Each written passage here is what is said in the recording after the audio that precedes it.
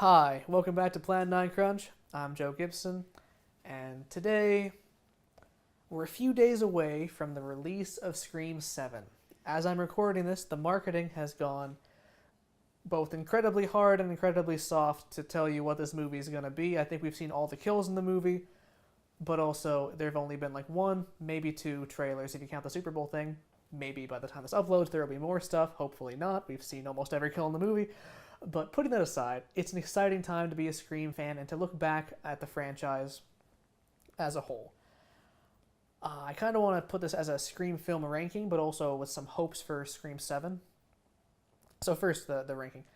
The original Scream is a masterpiece. The script is nearly flawless. There's a little bit of issues in terms of staging if you really try and visualize what the third act of the movie looks like underneath the Ghostface cowl.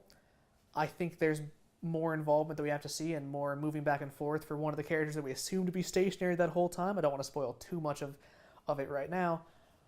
As well as the scene where Ghostface is just stalking Sydney through a store, through like a convenience store, and you see him in the reflection. That's a very stupid move for Ghostface to do, risk getting caught, and they just had that there because they wanted to rip off Halloween. But largely, Scream is a very intelligent homage, parody, and satire of the horror genre while still being a slasher in its own right. And a very good one, a defining one, revitalized the slasher subgenre. Original film, nearly perfect. There's some aspects that are better in other films, but every other film in the Scream series has certain issues that, while not the same, are roughly equivalent, so it's very difficult for me to rank them anyway but subjectively.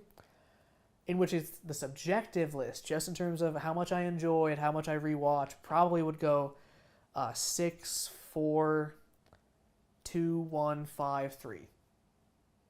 Though that's even highly variable depending on the day. Sometimes 5 is the one I want to watch more than anything else, and 4 falls by the wayside. Other times I just need to watch the first 2 back to back. 2 is a very strong start because it keeps the commentary going and keeps much of the tightness of the script going in such a way that evokes the first film while building on it. Sydney's in college, Randy is in college with her, and Gail and Dewey evolve their relationship in a realistic way. Now, if I keep listing off the survivors of these movies, you're going to find out which ones die when, so I don't really want to do that. But largely the characters are still at their best in this movie, and it's downward from here for Alden, except for Sydney. Sydney's actually at her best in Scream 3. Surprisingly enough, that movie is probably the worst overall. Where 2 falls apart for a lot of people is, ironically enough, in the pacing, but it's not too big of a thing. It's just one character drops out of the movie for a long time and then is important to the end of the movie.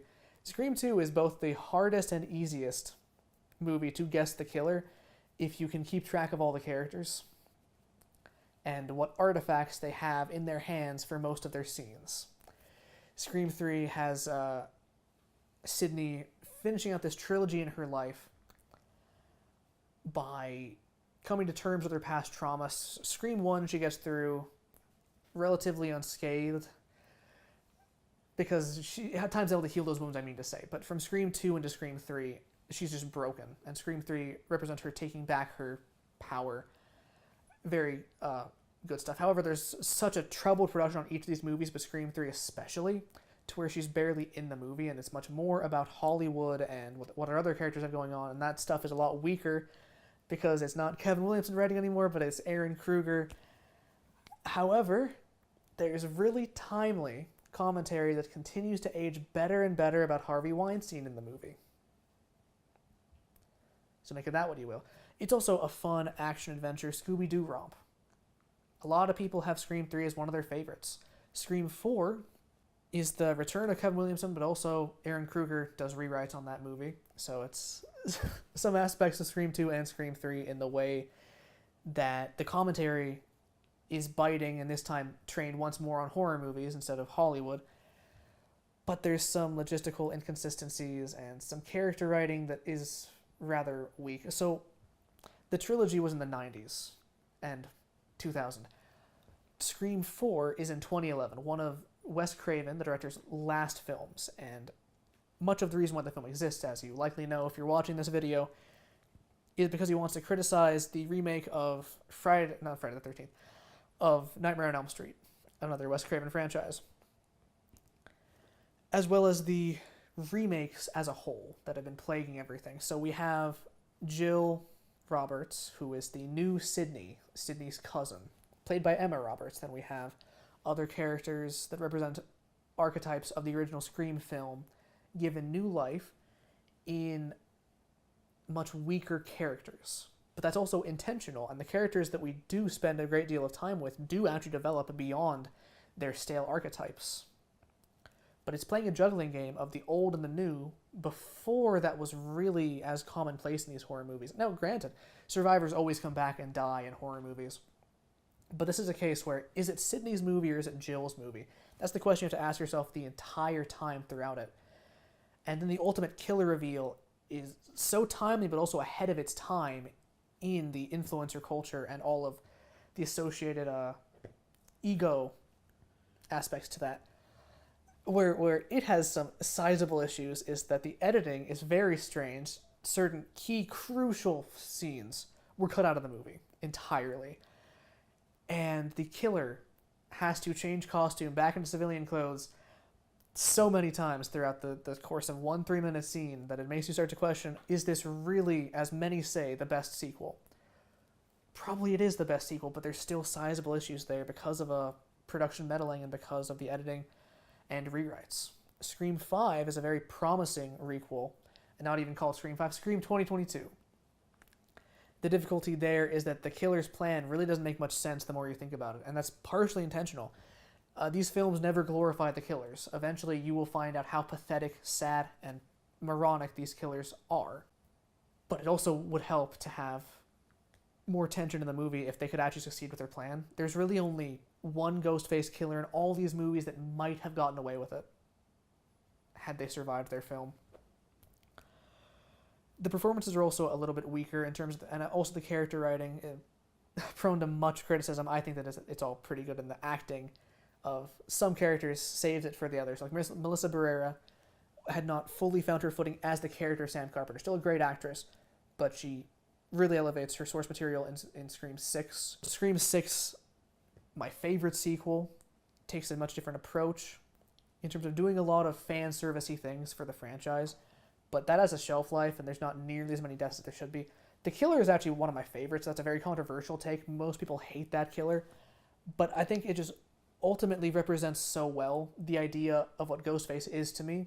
It's a character that's in your life that you trust, even though you clearly shouldn't. Ideally, a better mystery with it, like in the first film, fourth film, or a better reveal like the fourth film or second film.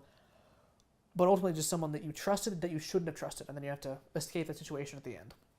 That's what I think the core of Ghostface is, and Scream 6 does that pretty well. There's sort of a death by a thousand cuts with Scream 6. There's a lot of moments that don't really line up the way that they should in terms of the logical cause and effect. I say equivalent. Scream 3 doesn't make sense. The killer foils their own plan before it's even begun.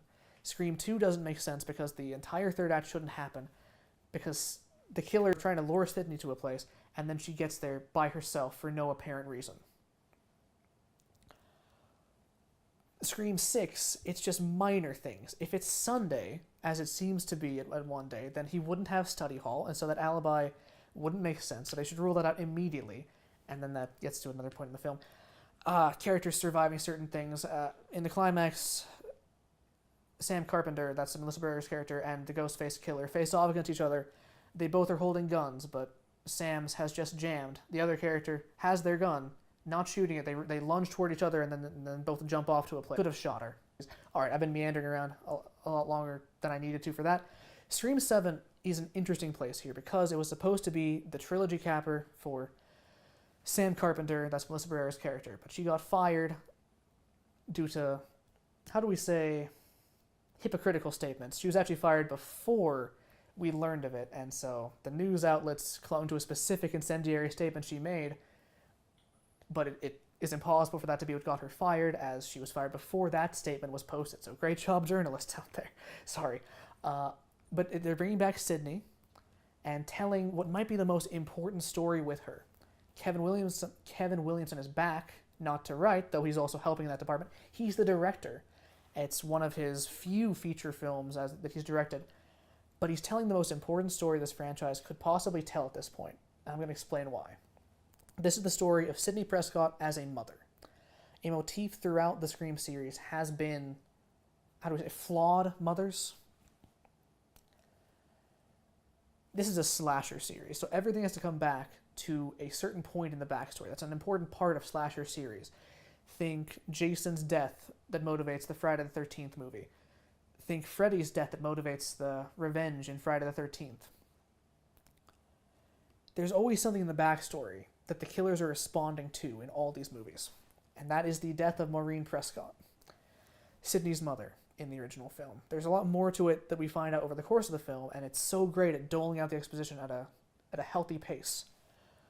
Basically, it's the same killer. And we'll wait to learn even more about Maureen in Scream 3, but we learn enough to know why the killer thought that they should kill Mrs. Prescott. It's not a good decision by any means, but we understand how that led in cause and effect to that point. Then Scream 2 shows us some aspects of the mother of another character from Scream 1. And if you understand the reference I'm making here, then you would know, yes, that is a very big part of that movie, even if it doesn't seem like it for most of the runtime of the film. I think Scream 3 takes us back into Maureen Prescott's life and dredges up her dark past. A lot of people try to blame Maureen for everything that's happened in the series, but that's just a very weird thing to do. She is a victim in both of the movies where she's important. However, causally, she is linked to all these events in a certain way. And Sidney has to reckon with the legacy that her mother left behind in the first and third films. In the fourth film, we meet Maureen's sister, Mrs. Roberts, who is Jill's mother. And they're one of the understated, one of the trimmed down in the edit parts of the movie is how she's not been that great of a mother to Jill because she's been jealous and spiteful of what Maureen has gotten throughout her life. But also in that role, that is when Sidney starts to take a protective role over Jill and her friend. It's not quite a motherly relationship, but it is protecting the next generation, a younger cousin.